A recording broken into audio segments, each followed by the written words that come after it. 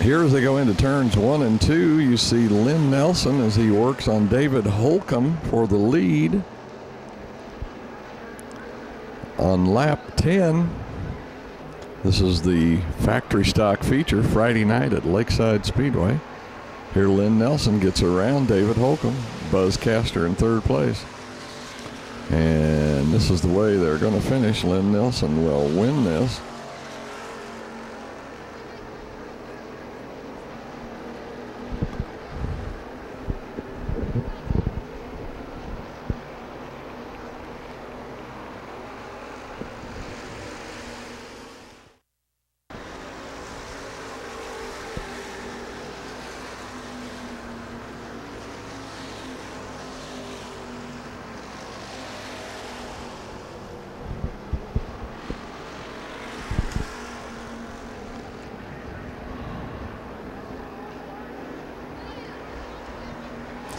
Here's your feature winner, Lynn Nelson.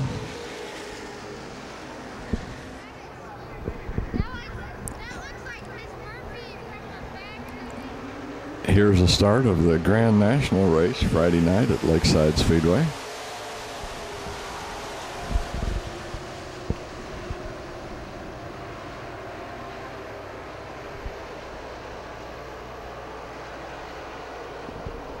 That's Alan Lawrence in the orange and white car. He's going to be your early leader for the first part of the race.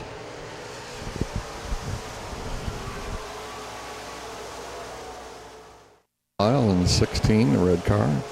And that is Gene Claxton in the 42. As they catch up to Alan and they start racing for second place.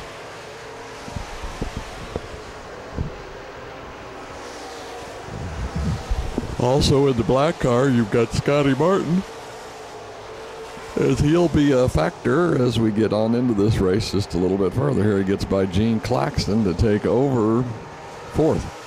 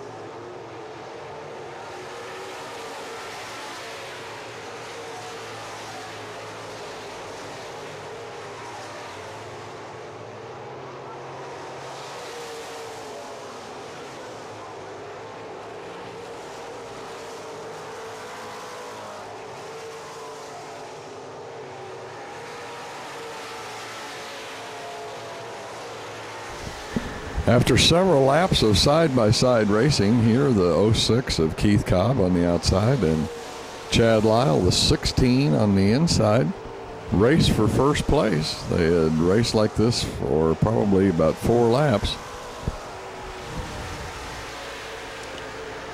Here they go into turns 1 and 2. Chad Lyle gets down on the inside and Cobb gets kind of hung up with a lap car and slows him down. He can't get out of turn 2. And Lyle will take over the lead on lap 15 of this Grand National race. Now you started to see some flames coming out of Scotty Martin's car. If the camera guy would keep the camera on the cars, we'd be better off. This is an oil fire, and the officials didn't seem to be that concerned about it as they hear Scotty Martin takes second place away from Keith Cobb. And the car continues to burn. What it does is, if you'll notice when he goes into the corners and he lets off, the fire will momentarily go out, then it comes right back on. When the oil pressure comes up, well, it pumps more oil out onto the headers. Of course, they're red hot. And that oil burns rather easily. Doesn't take much. Had to have a valve gasket leak or something like that to cause this. But talked to the flagman, Terry Watlin, after the race. And he said, oh, it was just an oil fire. He said it would have only gotten worse if we would have stopped. Of course, Randy had to, or Scotty Martin had to stop sometime, but they let him run the race, and he will finish second behind Chad Lyle.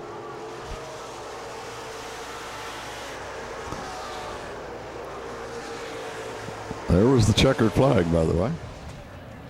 Here's your winner, Chad Lyle.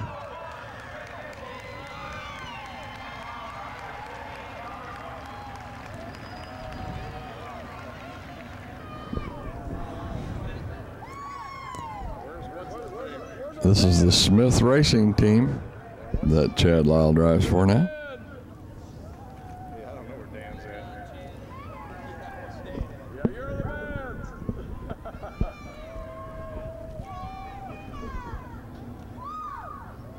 That's Cynthia Smith there. Okay, here's the start of the modified A main. Friday night at Lakeside Speedway. That's Allison Quick in the 37 up there. I think we're going to have a wreck right here on the first or second lap. Kerry Davis, the 68, right there with Danny Charles as they get together. Charles spins out, and Kerry Davis had no place to go.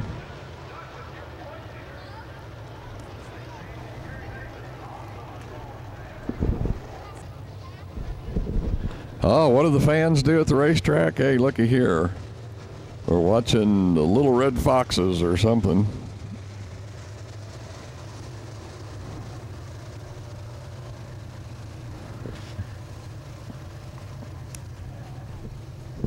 Shows you everybody brings their own kind of entertainment for the racetrack. Now here's a restart of that modified A main. Allison Quick there, Johnny Allen, the 98. Who will lead the first part of this race.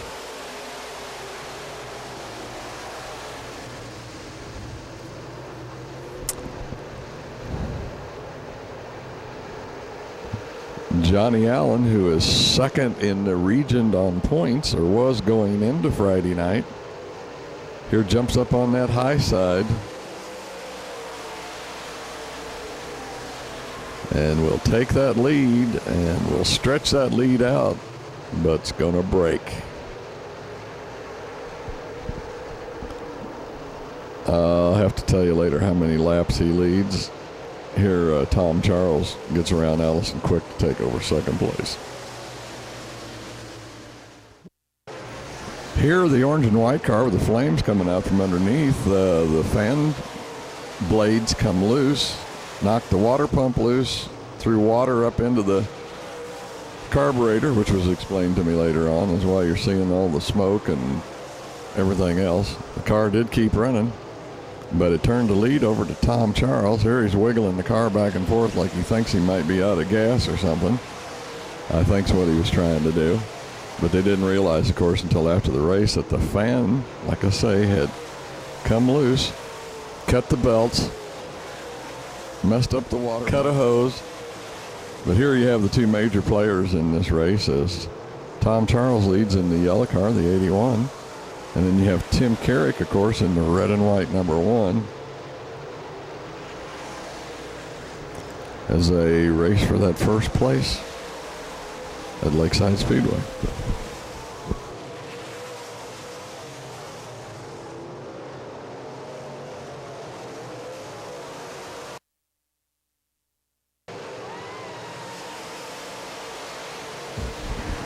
After a restart, here Tom Charles goes in on the low side, Tim Carrick on the high. This is about lap 14, I believe, as they race for the lead. It looks like Carrick's got an advantage as he runs up against the cushion up there, but has to get out of it. Tom Charles is able to carry that speed on around the bottom. But here just a lap later, coming out of 1 and 2, Carrick carries some good momentum off the top of the corner and runs ahead of Tom Charles. But here you have two of the old veterans at Lakeside. Of course, Tom Charles, last year's points champion at Lakeside, no wins. And they have Tim Carrick with something like 17 points championships over the years, many, many wins. Looks like lap 16 Tim's going to take over this lead. Here he kind of comes down, take away Charles's line, or Charles drifts up, one or the other. But this is the way they're going to finish. Tim Carrick's going to win another one for the Gipper.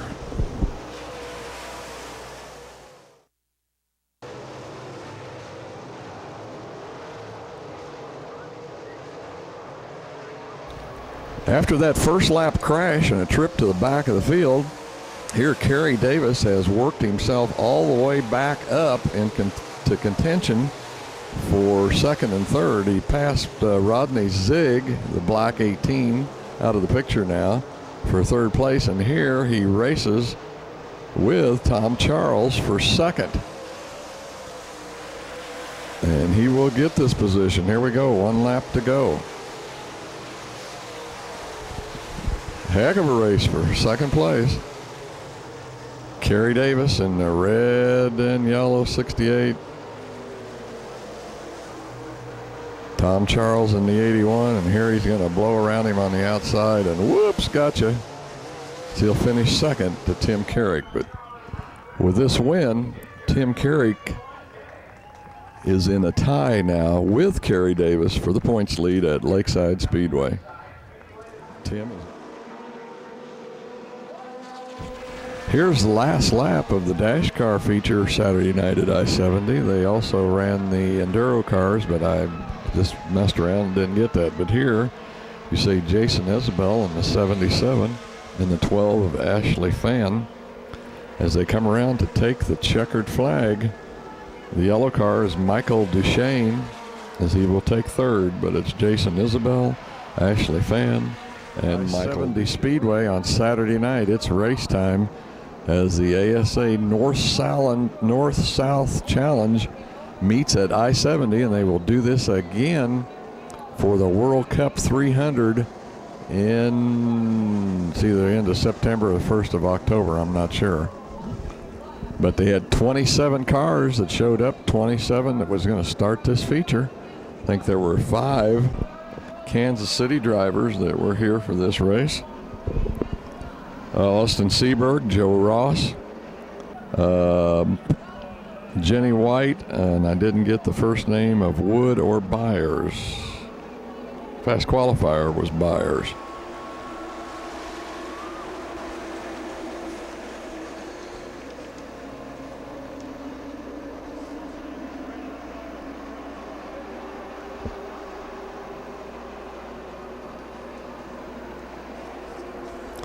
The pole sitter and early leader of this race was, or is, Brad Casalino.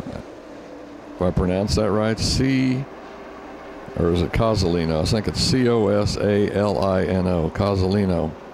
He'd be the white number 11 who started out leading this race.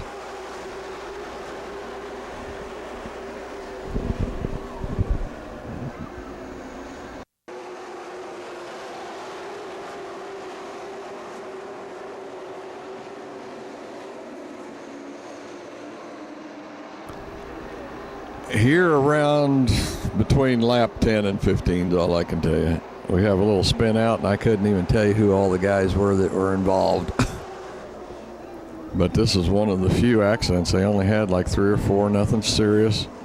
Everybody makes it out of there.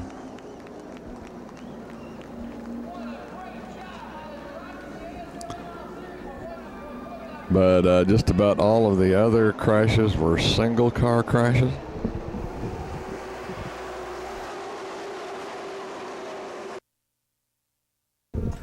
At 75 laps, all the cars were pulled into the pits. They were allowed to tank up with a full tank of gas, if that's what they so elected to do. They could change 2 tires, which most of them would do right side tires, and they could make any adjustments on the car. Here they're putting in fuel. They'd make any adjustments to the car they wanted to that they could make in 10 minutes.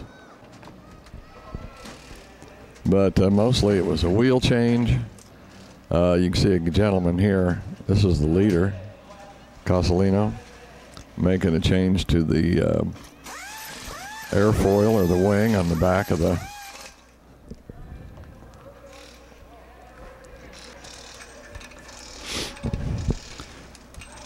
Tighten him with the speed wrench, then he's coming back with a torque wrench. Is what he's doing. Here. There you go. It's Cozzolino. Cozzolino. Brad Cozzolino. Here, this gentleman is taping off the openings in the hood, making the car aerodynamically better.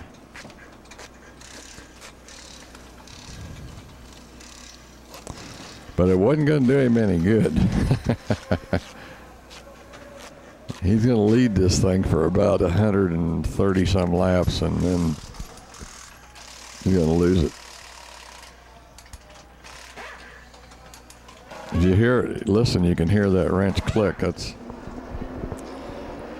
Here's the restart for the second portion of the race. The first part of the race was really pretty much a follow the leader deal. Nobody challenged anybody. They played it safe, just took it easy. But in the second half of the race, now we finally started seeing some racing going on.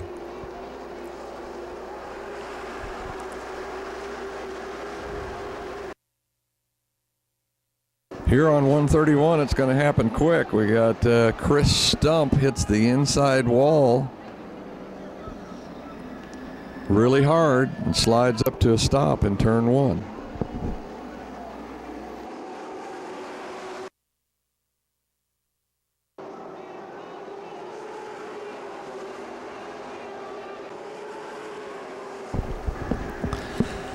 I think it's the lap after this one, but coming up here on lap 147, after leading for 147 laps, Landon Castle in the 7 is going to race up beside and under the car of Brad Cozzolino as they go into turn 3.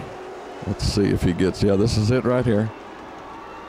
They determined that Cozzolino came down on him, that he had, that the 7 car did let off,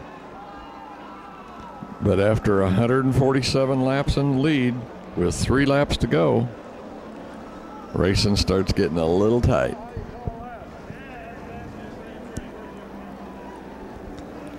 But they let Landon Castle keep the lead.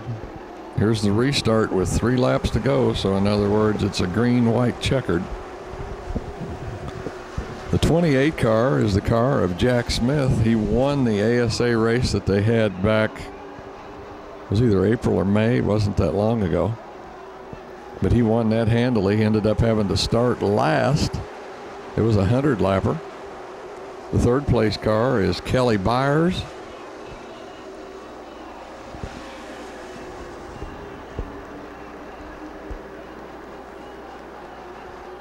I think he was quick time setter, Kelly Byers.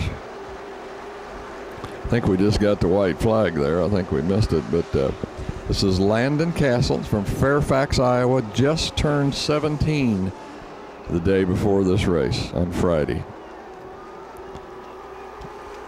Has 4 feature wins this year on ASA and is also the first competitor in ASA to win in 3 different divisions. Landon Castle. Here they're trying to do the Tony Stewart deal with climbing the fence. Done a burnout before that, which I missed.